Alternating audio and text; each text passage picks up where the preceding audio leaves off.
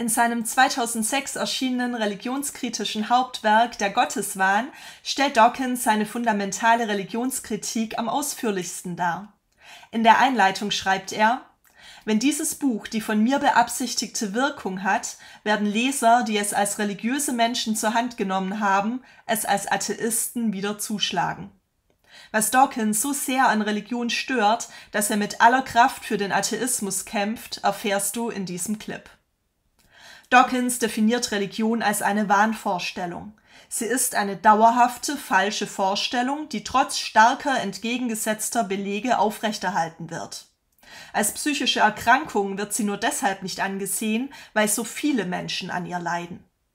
Für eine bessere Übersicht über die einzelnen Kritikpunkte, die Dawkins in seinem über 500 Seiten dicken Buch nennt, strukturieren wir sie anhand der 4 wesentlichen Funktionen von Religion und ihrer Grundlage, welche zumindest in theistischen Religionen der Glaube an Gott ist.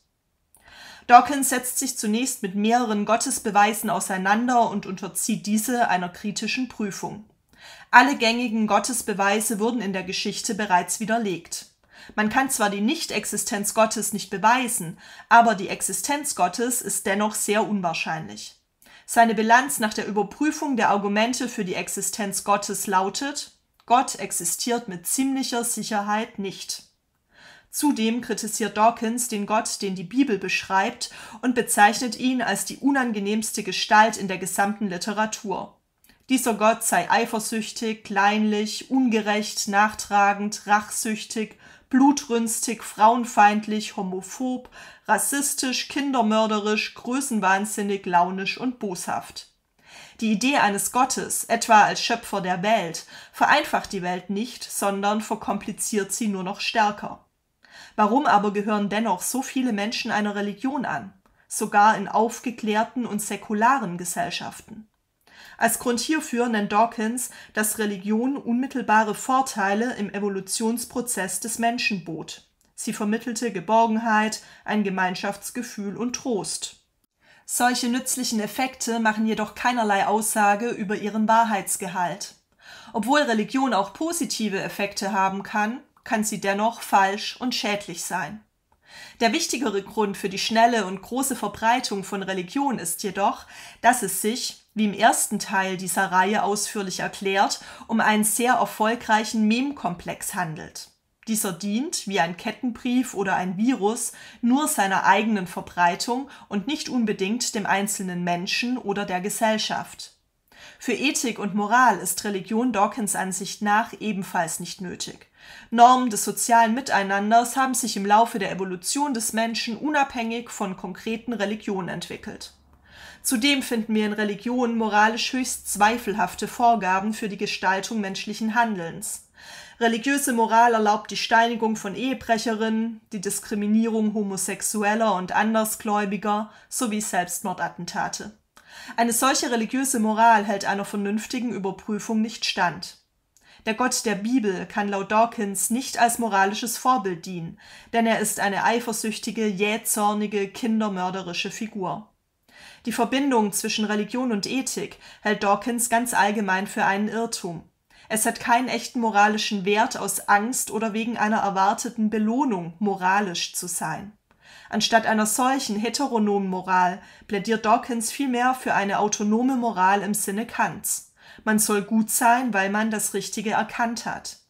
Für ethischen Fortschritt sorgt laut Dawkins nur ein aus einer universalen Debatte entstehender Konsens über menschliche Werte.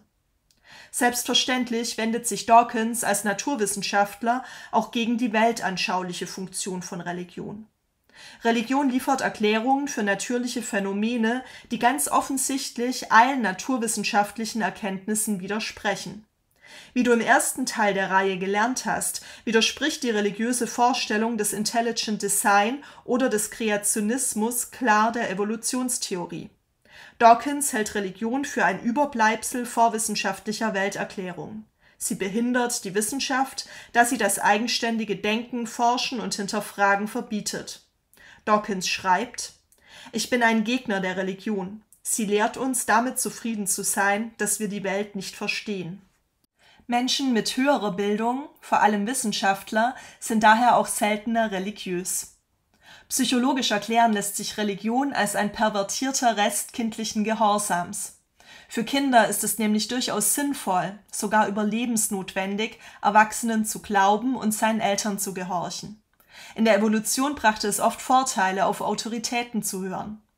Jedoch können viele Erwachsene den Reflex, einer Autorität zu vertrauen, später nicht ablegen. Dawkins schreibt: Kehrseite des vertrauensvollen Gehorsams ist sklavische Leichtgläubigkeit. Und auch auf psychologischer Ebene hält Dawkins Religion nicht für sinnvoll, sondern für schädlich. Sie erzeugt Angst, beispielsweise vor der Strafe Gottes oder der Hölle.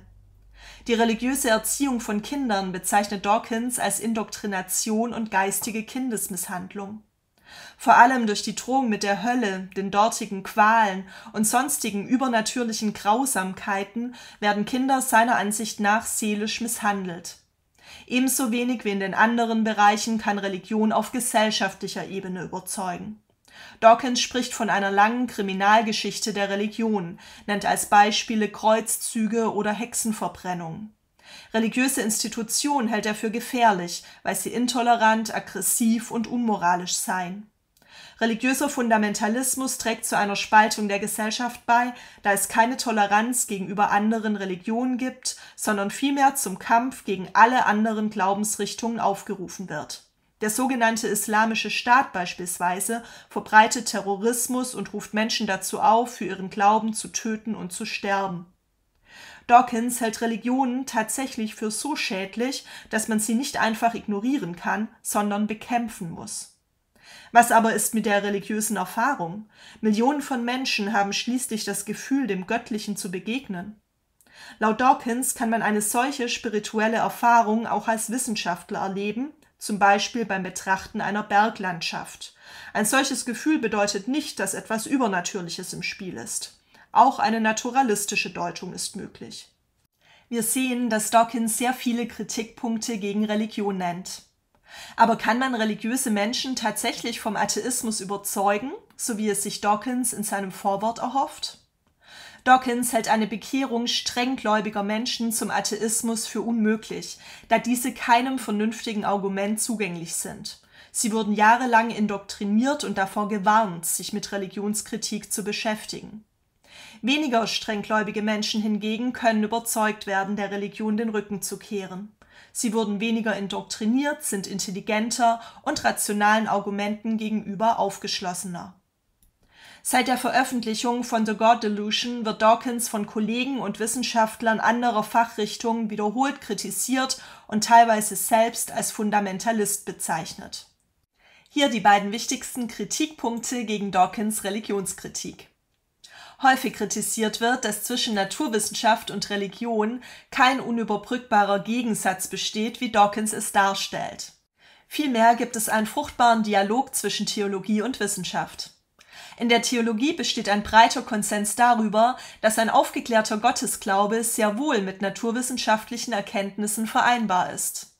Zwischen Theologie und Naturwissenschaften findet schon seit Jahrzehnten ein sinnvoller Austausch statt und naturwissenschaftliche Ergebnisse werden von den allermeisten Theologen akzeptiert und als Bereicherung empfunden.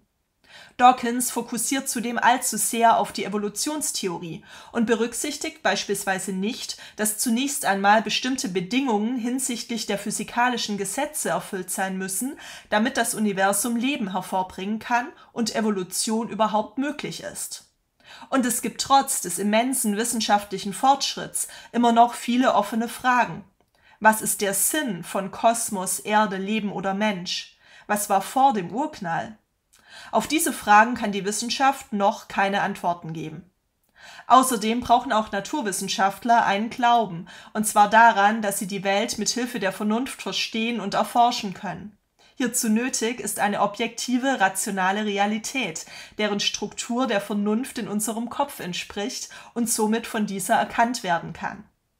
Die Hauptkritik richtet sich jedoch gegen Dawkins Auffassung, Religion sei schädlich. Hiergegen kann man einerseits einwenden, dass nicht Religion als abstraktes System die von Dawkins genannten Übel verursacht, sondern einzelne religiöse Menschen oder Gruppen mit ihren konkreten Handlungen. Diese Übel resultieren also aus einem Missbrauch der Religion. Zudem sind nicht alle Religionen gleichermaßen schädlich und auch innerhalb einzelner Religionen gibt es schädliche und weniger schädliche Gruppen und Epochen. Religionen können zwar schädlich sein, jedoch auch positive Auswirkungen haben. Religion hat beispielsweise Künstler zu großartigen Kunstwerken inspiriert oder durch Taten und Lehren der Nächstenliebe viel Gutes bewirkt. Außerdem ist Religion in den seltensten Fällen die alleinige Ursache bestehender Übel, wie der Unterdrückung von Frauen, Intoleranz, Krieg, Verfolgung oder Terror. Fast immer spielen auch politische, ökonomische oder nationalistische Faktoren eine Rolle und Religion legitimiert diese Phänomene lediglich. Diese Kritik wird dadurch gestützt, dass es auch Übel gibt, die durch nicht-religiöse Weltanschauungen, wie beispielsweise die atheistische Ideologie Hitlers oder Stalins, hervorgerufen wurden. Was denkst du? Ist Religion tatsächlich so schädlich, wie Dawkins sie darstellt? Wäre eine Welt ohne Religion besser? Schreibe deine Meinung sehr gerne unten in die Kommentare. Mit dem Quizlet-Lernset Richard Dawkins Aktuelle Religionskritik kannst du dein Wissen jetzt überprüfen. Viel Spaß beim Lernen und bis bald!